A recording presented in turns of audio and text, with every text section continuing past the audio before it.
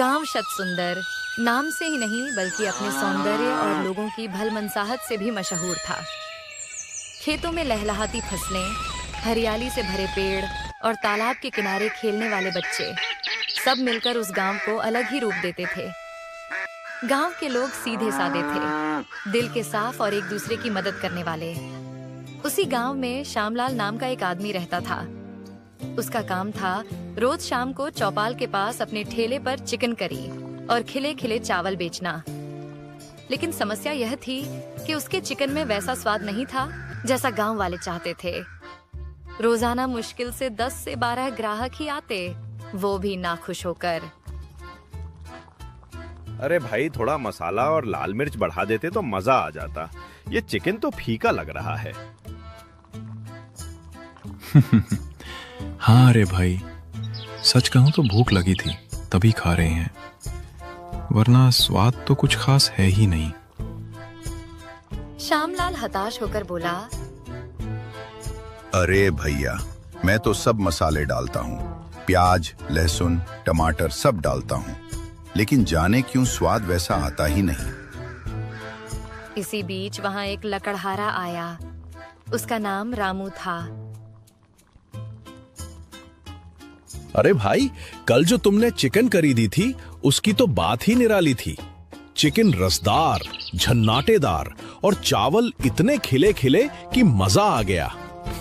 सच कहूं तो उंगलियां चाट गया मैं। इतना सुनते ही बाकी ग्राहक चौंक पड़े। अरे भाई, झूठ क्यों बोल रहा है? हम सबने भी तो खाया था कल, कुछ खास टेस्ट तो था ही नहीं।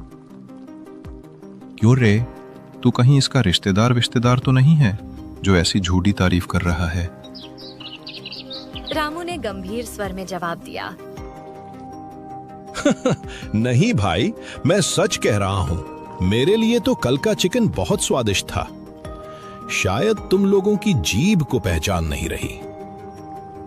छोड़ो यार, ये तो पक्का दोस्ती निभा रहा है। अच्छा भाई, 1 प्लेट चिकन करी और चावल मेरे लिए भी पैक कर दो। ये मेरा मिट्टी का मटका है, इसमें डाल दो। जंगल जाते हुए आराम से खा लूंगा।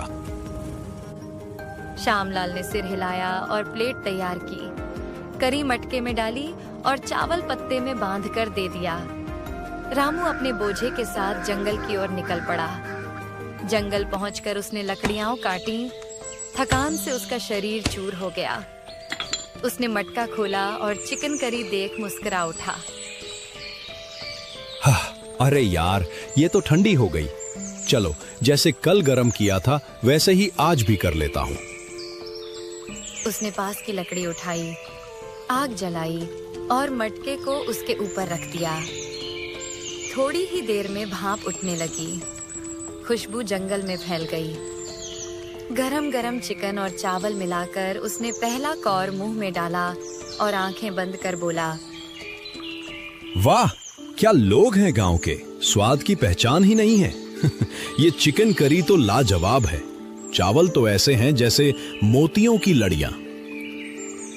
वह तृप्त होकर खाने लगा, मानो उसके लिए वही सबसे बड़ा भोज था। उधर श्यामलाल अपना ठेला समेटकर घर पहुंचा। बचे हुए चिकन की हांडी लेकर अंदर गया। उसकी पत्नी मधु रसोई में इंतजार कर रही थी। क्या जी, आज भी चिकन करी बच गई? श्यामलाल ने गहरी सांस ली और बोला, हाँ मधु, थोड़ी बच गई है। कितनी भी मेहनत कर लूं, लोगों को स्वाद ही नहीं आता। लगता है मेरे हाथों में वो जादू ही नहीं। छोड़ो जी, लोग क्या कहते हैं वो उनकी बात है। चलो, अब हम दोनों मिलकर खा लेते हैं। दोनों बैठे और बचे हुए चिकन और चावल खाकर रात को सो गए। लेकिन उस रात भी श्यामलाल यही सोचता रह गया, क्यों मेरे चिकन में वो स्वाद नहीं जो लोगों को बांध ले।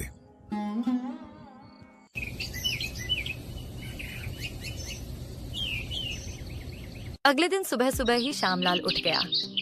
मन में एक हल्की आशा और बहुत सारा संदेह।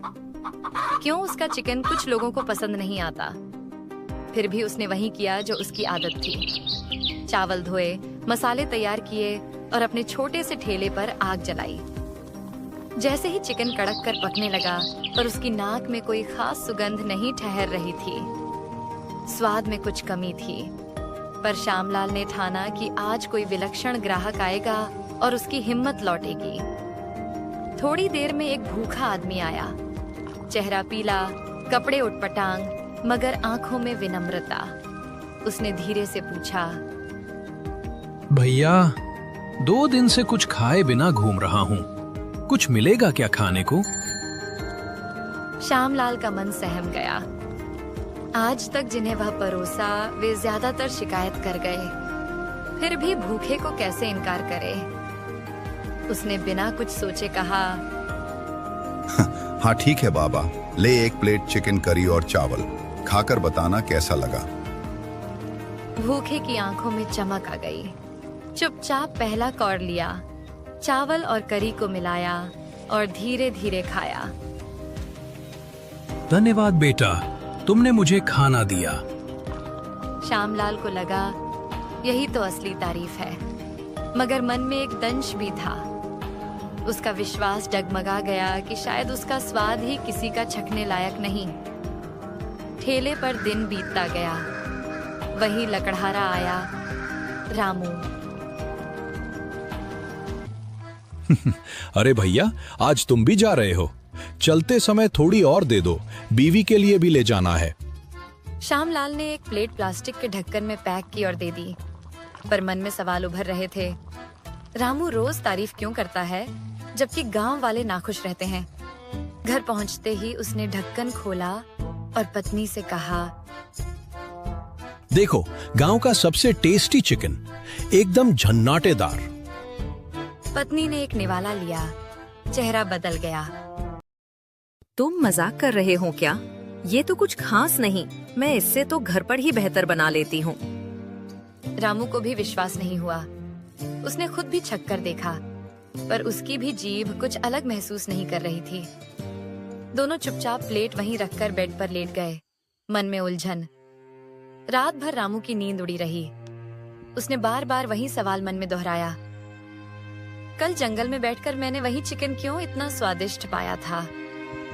उसने याद किया कैसे मिट्टी के मटके के ढक्कन से उठती भाप, लकड़ी की हल्की खुशबू और अकेलेपन का सुकून मिला था।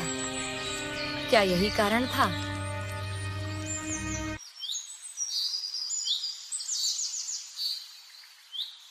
सुबह सुबह रामू लकड़ियां बांधने निकल पड़ा, मगर उसके दिमाग में कल रात की वही उलझन घूम रही थी। जंगल में गरम किया हुआ चिकन ही क्यों लाजवाब लगा?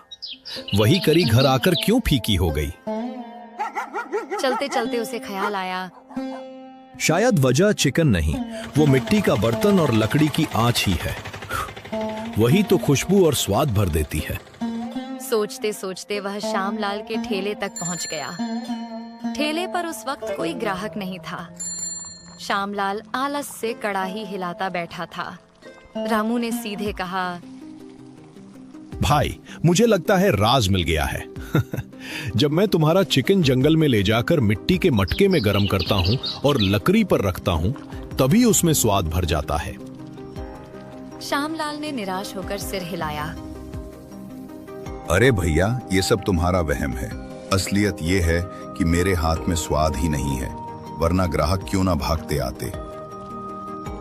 रामू ने मुस्कुराकर उसकी आंखों में देखा। नहीं भाई, मैं सच कह रहा हूँ। कल शाम को भी जब मैं सीधा तुम्हारे ठेले से करी ले गया और वैसे ही खाया, तब उसमें कुछ मजा नहीं आया। पर जंगल में मिट्टी की हांडी में गरम किया तो जीभ पर जादू उतर आया। श्यामलाल ठिठक गया। क्या सचमुच ऐसा हो सकता है? हाँ, बिल्कुल। लकड़ी की आंच, मिट्टी के बर्तन की खुशबू, यही तो असली स्वाद बनाते हैं। तुम कल वही मसाले डालकर देखो, बस इस बार चिकन को मिट्टी के बर्तन में पकाना, फिर देखना कमाल। श्यामलाल सोच में पड़ गया। आंखें चमक उठी, जैसे अंधेरे में अचानक दीपक जल गया हो। ठीक है भाई, अगर तेरा कहना सही निकला तो शायद मेरी किस्मत ही बदल जाए। किस्मत नहीं भाई, तेरी मेहनत और मिट्टी की खुशबू बदलेगी सब कुछ। अगली सुबह श्यामलाल ने जैसे ही आंख खोली, उसके मन में नई उमंग थी। आज वह पहला दिन था जब वह रामू के बताए तरीके को आजमाने जा रहा था। उसने ताजे मसाले पीसे, प्याज लहसुन भूनकर उसमें चिकन डाला और पूरा मिश्रण मिट्टी की बड़ी हांडी में भर दिया।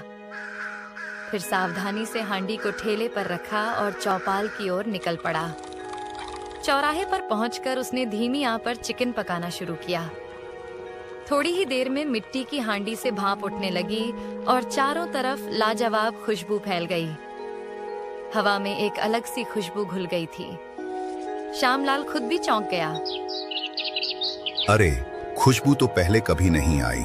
लगता है आज कुछ खास होने वाला है। तभी दो आदमी जो कभी कभार उससे चिकन लेते थे, उत्सुक होकर उसके पास आ पहुंचे। अरे भाई, आज तो बड़ी गजब खुशबू आ रही है। कोई नया मसाला डाला है क्या? और ये मिट्टी की हांडी, तुम कब से इसमें चिकन पकाने लगे? भाइयों, आज से ही ये नया तरीका अपनाया है। मसाले वही हैं, पर हांडी और लकड़ी की आंच का कमाल है।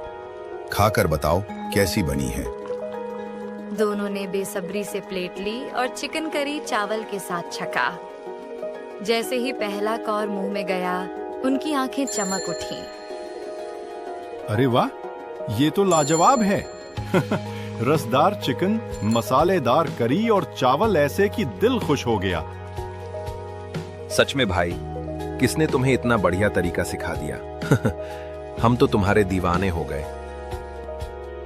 ये सुनते ही श्यामलाल का दिल खुशी से भर आया। उसका चेहरा खिल उठा। थोड़ी ही देर में खुशबू से आकर्षित होकर और लोग भी आ गए। देखते ही देखते उसके ठेले पर भीड़ लग गई। जो लोग पहले कभी शिकायत करते थे, वही अब तारीफों के पुल बांध रहे थे। भाई, ये तो पूरे गांव की सबसे बेहतरीन चिकन करी है। भीड़ इतनी बढ़ गई कि शाम तक उसका सारा चिकन खत्म हो गया। ठेला खाली था, लेकिन पैसे की थैली भर चुकी थी। शाम को घर लौटते हुए उसके चेहरे पर आत्मविश्वास और संतोष झलक रहा था। जैसे ही वह घर पहुंचा, उसकी पत्नी मधु दौड़कर आई। क्या जी, आज फिर बच गया चिकन? नहीं मधु, आज तो सब खत्म हो गया। और देखो कितने पैसे भी मिले। लोग तारीफ करते नहीं थक रहे थे। वाह, किसका शुक्रिया माने? उस लकड़हारे का जिसने तुम्हें नया रास्ता दिखाया, या तुम्हारी मेहनत का जिसने सबको स्वाद चखाया? दोनों का। अगर रामू न होता तो मैं हार मान चुका होता, और अगर मिट्टी की हांडी न होती तो ये खुशबू और स्वाद दुनिया तक कैसे पहुंचता। तो अब समझ गई ना, स्वाद सिर्फ मसालों में नहीं, दिल और तरीके में भी होता है। और इस तरह श्यामलाल और मधु की जिंदगी बदल गई। एक लकड़हारे की सलाह और मिट्टी की हांडी ने उनके जीवन को नया मोड़ दे दिया।